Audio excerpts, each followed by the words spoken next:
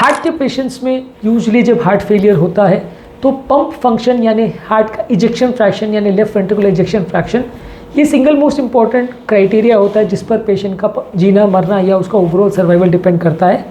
Patient का long term survival कैसा होगा, कितने प्रॉब्लम्स होंगे, कितना उसकी जान को खतरा है, कितने तरह के प्रॉब्लम्स हो सकते हैं, ये सब कुछ उसके पंप फंक्शन पर डिपेंड करता है। तो आज हम कुछ यूज़फुल टिप्स पर बात करेंगे जो पंप फंक्शन को सुधारने में आपकी मदद करेंगे। दवाओं से तो सिग्निफिकेंटली फ़ायदा होता ही है, बहुत सारी इसमें दवाइयाँ हैं जो पंप फंक्शन में मदद करती है सुधारने में, लेकिन इसके अलावा भी कुछ यूज़फुल टिप्स हैं जिसको यदि आप फॉलो करेंगे तो थोड़ा बहुत आपकी लाइफस्टाइल में इम्प्रूवमेंट आएगा, पंप फंक्शन में इम्प्रूवमेंट आएगा, लॉन्ग टर्म सर्वाइवल के या हेल्दी रहने के चांसेस बढ़ जाएंगे। टॉपिक पर जाने से पहले जो लोग हमारे चैनल पर नए हैं उन्हें रिक्वेस्ट करूँगा कि चैनल को सब्सक्राइब करें, वीडियोज़ को लाइक करें, शेयर करें, फॉलो करें, कमेंट करें, पूरा देखें। सबसे पहला और यूज़फुल टिप ये है कि आपको एक हार्ट हेल्दी डाइट लेनी है जिसमें नमक कम होना चाहिए, सैचुरेटेड फैट्स कम होने चाहिए, लीन प्रोटीन्स ज़्यादा होने चाहिए, होल ग्रेन ज़्यादा होने चाहिए, प्रोसेस फूड्स यानी जो रेडी टू ईट मार्केट में सुपरमार्केट्स में अवेलेबल फूड्स रहते हैं उनको कम लेना है, फल सब्जियाँ ज़्यादा लेनी है, whole wheat, brown rice, oats, barley, quinoa, इस तरह के होल ग्रेन्स आपको ज़्यादा लेने हैं, फैट फ्री प्रोटीन्स आपको लेने हैं, हेल्दी फैट्स आपको लेने हैं। तो ये कंपैरेटिवली हार्ट हेल्दी डाइट में आता है। इसको लंबे समय तक और लाइफ टाइम फॉलो करने से पंप फंक्शन में सुधार के चांसेस हैं। सिर्फ खाली डाइट ले लेने से या सिर्फ खाली दवा लेने से सब कुछ अच्छा हो जाएगा ऐसा नहीं है, लेकिन हाँ ये बहुत इंपॉर्टेंट पैरामीटर है जिसे यदि आप लंबे समय तक फॉलो करेंगे तो हार्ट और हार्ट से रिलेटेड प्रॉब्लम्स या बीमारियाँ होने का चांस काफ़ी हद तक कम रहेगा।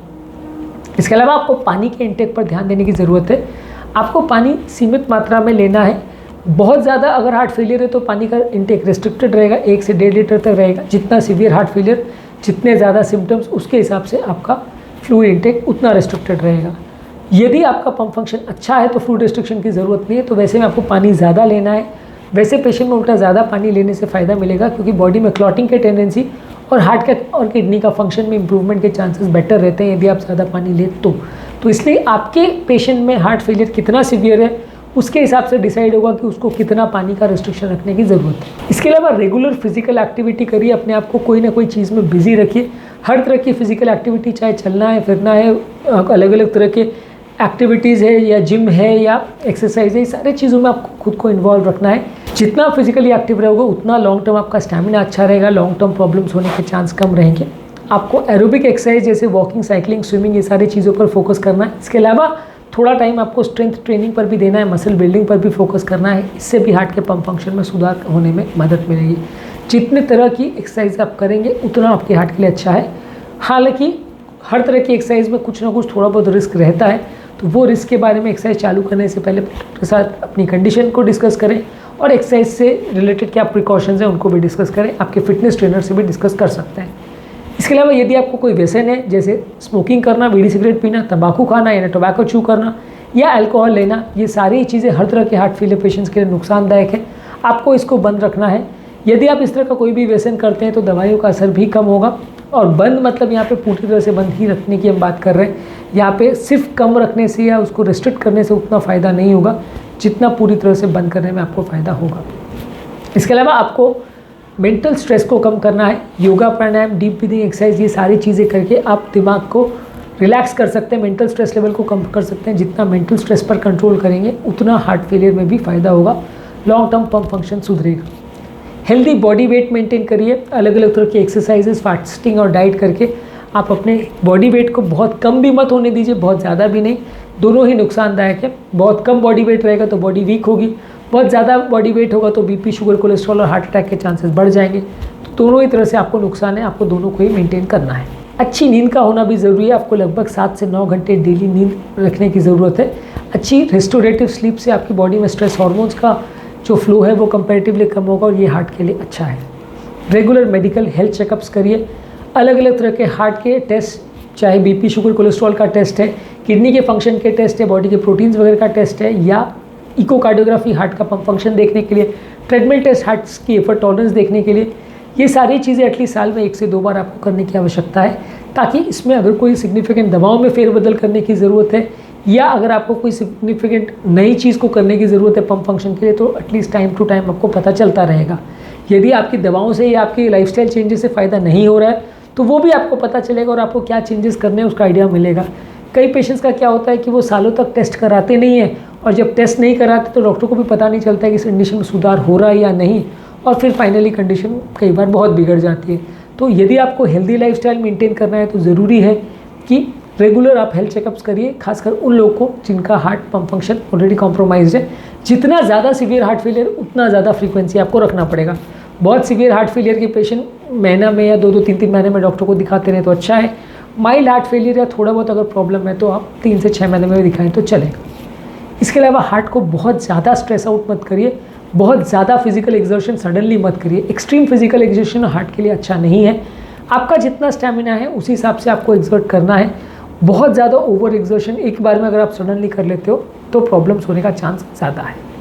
इसके अलावा अगर कोई रिस्क फैक्टर्स है जैसे कि बीपी, शुगर, कोलेस्ट्रॉल, मोटापा, किडनी का प्रॉब्लम्स, आर्थराइटिस के प्रॉब्लम्स है, ये सारी चीज़ों को डाइट, मेडिसिन द्वारा, एक्सरसाइज द्वारा, लाइफस्टाइल चेंजेस द्वारा आपको मैनेज और मेंटेन करना है। हर एक कंडीशन को कंट्रोल करना ज़रूरी है, क्योंकि ये सारी चीज़ें आपके हार्ट को नेगेटिवली इफेक्ट करती है। जितने ज़्यादा रिस्क फैक्टर होंगे उतना हार्ट ज़्यादा बिगड़ेगा, इसलिए आपको जितना ज़्यादा सावधानी आप इस मामले में रखेंगे उतना ज़्यादा फ़ायदा मिलेगा। इसके अलावा हाइजीन का भी प्रॉपर ध्यान रखिए, साफ़ सफाई का भी विशेष ध्यान रखिए। अलग अलग तरह के इन्फेक्शंस हार्ट पर सडनली लोड डाल सकते हैं, जिसमें हार्ट सडनली बिगड़ सकता है। तो साफ़ सफाई का, हाइजीन का भी विशेष ध्यान रखिए। डेली स्नान करिए, हाथों को भी प्रॉपर क्लीन करिए, हाथों में नेल्स को या आपके ओवरऑल फिंगर्स को, सब चीज़ों को प्रॉपरली आपको साफ़ सफाई का ध्यान रखना है। किसी भी तरह का इन्फेक्शन अगर होता है, खासकर निमोनिया, तो वो हार्ट पेशेंट्स के लिए काफ़ी डेंजरस है, तो उससे आपको बचने की ज़रूरत है। यदि आपको कोई अगर प्रॉब्लम है, बहुत ज़्यादा अगर पानी वानी भर रहा है, तो सपोर्टिव डिवाइसेस जैसे पाँव में स्टॉकिंग्स वगैरह का प्रयोग कर सकते हैं। अगर स्लीप एपनिया का प्रॉब्लम है तो सीपैप मशीन वगैरह यूज़ कर सकते हैं। इसके अलावा खुद को और फैमिली मेम्बर्स को बीमारी के बारे में प्रॉपर एजुकेट करना ज़रूरी है। किसी भी बीमारी के बारे में यदि आपको और आपके परिवार वालों को अच्छी तरह से जानकारी होगी तो काफ़ी चांसेस है कि आप उसको प्रॉपरली मैनेज और मेंटेन कर पाओगे। यदि जानकारी नहीं है तो क्या बीमारी है, कैसे मैनेज करना है, पंप फंक्शन होता क्या है, उसको कैसे मैनेज किया जाता है, क्या उसको सुधारने के लिए टिप्स है, क्या चीज़ों का ध्यान रखने की ज़रूरत है, वो सारी चीज़ आपको नहीं पता चलेंगी और लॉन्ग टर्म प्रॉब्लम्स होने का चांस ज़्यादा रहेगा। किसी भी बीमारी में पेशेंट का प्रॉपर एजुकेटेड होना और बीमारी को प्रॉपरली समझना बहुत ज़्यादा ज़रूरी है, तभी वो बीमारी को प्रॉपर रूप से मैनेज कर सकता है। इसके अलावा पॉजिटिव माइंडसेट रखिए, कभी भी बहुत ज़्यादा नेगेटिव या बुरे विचार मत रखिए। अगर आप बहुत ज़्यादा डिप्रेस्ड या नेगेटिव माइंडसेट के रहते हैं तो उससे बॉडी में नेगेटिव एनर्जी क्रिएट होती है, जो कि आपकी ओवरऑल हेल्थ के लिए अच्छी नहीं है। तो इसको आप पॉजिटिव एनर्जी रखिए। दवाओं को रेगुलरली लेते रहिए। दवाओं को सिंगल मोस्ट इंपॉर्टेंट चीज़ है जिससे आपको मैनेज और मेंटेन करने की ज़रूरत है। ये सारी दवाइयाँ पंप फंक्शन को सुधारती है, लेकिन शर्त यही है कि दवाई को लंबे समय तक लेना पड़ता है। अक्सर लोगों का जब पंप फंक्शन ठीक होने लगता है या सिम्टम्स कम होने लगते हैं, भले पंप फंक्शन ठीक हो ना हो, लोग दवाइयों को बंद करने की देखते हैं। ये काफ़ी बुरा प्रॉब्लम होता है, जिसकी वजह से वापस जब पेशेंट हमारे पास आते हैं तो कंडीशन बहुत ज़्यादा बिगड़ जाती है। हर व्यक्ति की कंडीशन दवा बंद करने से बिगड़ेगी ऐसा नहीं है, पर जितना सीवियर हार्ट फेलियर है उतना बिगड़ने के चांस ज़्यादा है। और 100 में से लगभग 50-60% पेशेंट वापस पलट के आ सकते हैं बीमारी बिगड़ी हुई हालत में लेके। ये बीमारी पूरी तरह से क्यूरेबल नहीं है, पर दवाओं से काफ़ी हद तक इम्प्रूव किया जा सकता है, कंट्रोल किया जा सकता है। बस शर्त ये है कि आपको दवाइयाँ लंबे समय तक लेनी पड़ेगी। यदि आप इसमें लापरवाही करते हैं तो आपको उतने अच्छे रिजल्ट्स नहीं मिलेंगे, लॉन्ग टर्म प्रॉब्लम ज़्यादा रहेगा। किसी न किसी अच्छी एक्टिविटीज़ में, हॉबीज़ में खुद को एंगेज रखिए, लाइफ को हैप्पी रखने की कोशिश करिए। लाइफ में जो भी आपको चीज़ें अच्छी मिली है उसके लिए ग्रैटिट्यूड रखिए, भगवान को या आपके गॉड को आप थैंक्स बोलिए, और अपने फैमिली मेम्बर्स को भी हर चीज़ के लिए थैंक्स बोलिए। एक पॉजिटिव माइंडसेट क्रिएट होगा। ऑब्वियसली साइकोलॉजिकल चीज़ें आपको लगेगा कि हार्ट के लिए इतनी ज़रूरी क्यों है, लेकिन ये साइकोलॉजिकल चीज़ों को भी कई बार फोकस करने से भी हार्ट में फ़ायदा मिलता है। यदि आप बहुत ज़्यादा डिप्रेस्ड या उदास या परेशान रहते हैं तो उससे भी नेगेटिव एनर्जी क्रिएट होती है, जो कि आपकी हार्ट के लिए अच्छी नहीं है, आपकी बॉडी के लिए अच्छी नहीं। हालांकि इसके लिए कोई ऐसी स्टडी नहीं है, लेकिन हाँ, ये डिप्रेशन वाले पेशेंट्स में काफ़ी जो टेस्ट किए गए वहाँ पे यही पाया गया है कि डिप्रेशन और साइकोलॉजिकल प्रॉब्लम्स वाले पेशेंट में लॉन्ग टर्म प्रॉब्लम्स होने का चांस ज़्यादा रहता है, मृत्यु दर ज़्यादा रहता है। इसके अलावा जो भी आपके ट्रीटमेंट प्लान्स या स्ट्रैटेजीज डॉक्टर्स आपको बताते हैं उसको प्रॉपरली फॉलो करिए, उसमें लापरवाही मत करिए। जो भी ट्रीटमेंट स्ट्रैटेजी है उसको सही तरह से फॉलो करने से फ़ायदा ज़्यादा मिलेगा।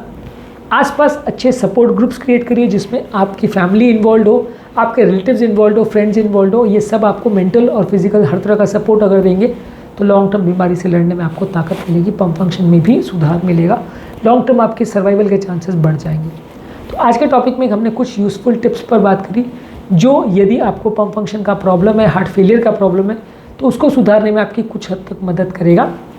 ये सारे टिप्स ऐसे नहीं है कि जिसको आपने फॉलो किया तो 3 महीने में हार्ट पूरा तंदुरुस्त हो जाएगा, वैसा नहीं है। लेकिन ये सारे टिप्स आपको एक हेल्दी लाइफस्टाइल की तरफ इंकरेज करते हैं, जिससे आपके लॉन्ग टर्म सर्वाइवल के चांसेस बढ़ते हैं और पम्प फंक्शन के सुधरने के चांसेस बढ़ते हैं। उम्मीद करूँगा कि आज के टॉपिक में कुछ नई बातें जानने को मिली होगी। जो लोग हमारे चैनल पर नए हैं उन्हें रिक्वेस्ट करूँगा कि चैनल को सब्सक्राइब करें, वीडियोज़ को लाइक करें, शेयर करें, फॉलो करें, कमेंट करें और पूरा देखें। Thank you.